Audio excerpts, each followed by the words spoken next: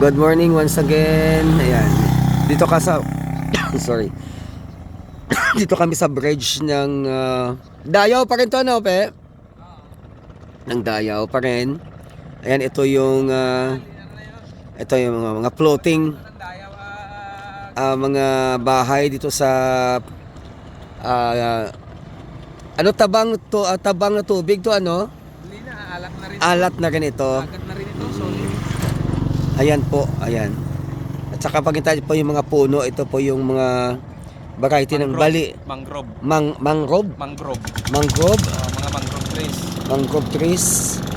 Ayan, oh, ayan. Ayan siya. Ay, yung mga balangay nila, balangay.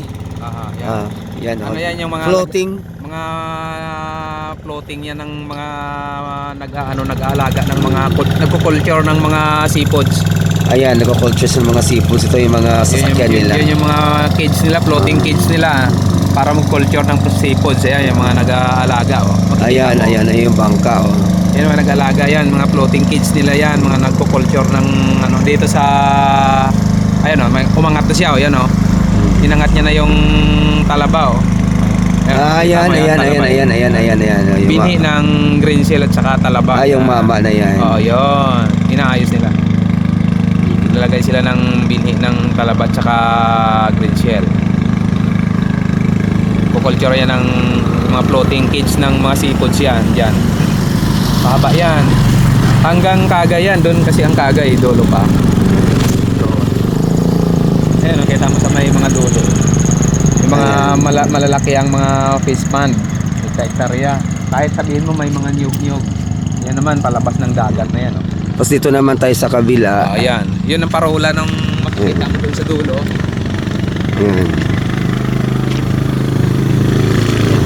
Yun ang parola na yun na malaki, Ayan. Puti na yun na poste. Ayan ang parola ng pier ng Kulasi. Okay. Patungo ng Maynila yan diyan. Dito dumadaan ng Roro na papuntang Maynila dito sa yung port. port. Papuntang airport ng Kulasi. Diretso ng Maynila, Cubao yan. Diyan. Ayan siya. Yung maputi na yun doon sa dulo. Anong ginagawa ng mama na yan, yung tao yan sa ano? Ayan, naghuhuli ng ano dito sa ilog na alat. Naghuhuli ng mga hipon. Okay. Saka alimango. Ayan. Ayan. Nagbibintol. Ang tawag diyan, nagbibintol. Ayan guys, ito yung mga produkto namin dito sa Roa City. Mga crabs, shrimps, bangos, at marami pang iba. Kaya tatawag siya ng Capital City Seafoods. Tayo naman ay pupunta rito sa Roas Capiz. Titingnan nyo, may daanan tayo doon sa parola na yon, sa may puti na yun na ilawan, doon dumadaong mga barko. Papunta rito sa Capiz, galing Maynila. Ayan.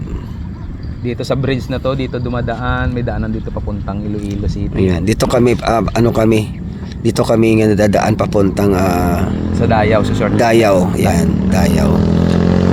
Punta kami ng Dayaw ngayon. Pauwi na kami ng Mambusaw.